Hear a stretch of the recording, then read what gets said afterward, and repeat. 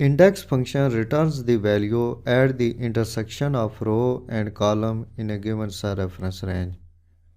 This function has 4 arguments. In reference argument, select the cell reference range. In row num argument, type the row number from which to return a value. In column num argument, type the column number from which to return a value. In area num argument, if you have selected multiple cell references range in reference box, type the number of cell reference range from which to return a value. Click Cancel. Active this cell. Click Lookup and Reference arrow button. Click Index function. Select this argument. Click OK. In reference box, select the cell reference range. Click this cell. Press Ctrl Shift down arrow. Again press Ctrl Shift right arrow. Press Tab key. In row num box, type the row number. This is row number 1. This is row number 2.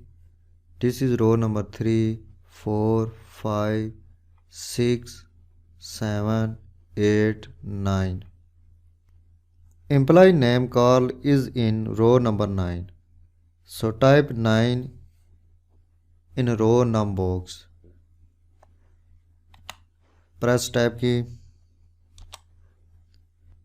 In column num box, type the column number.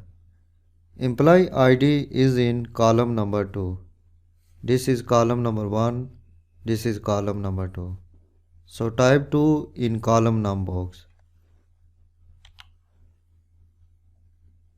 Press Tab key. In reference box, you can see only one cell references range. So type 1 in area num box. Click OK. You have ID of employee name call. You can verify it. Call ID is AD215. So by using index function, you can extract the particular value from any column and row from data table.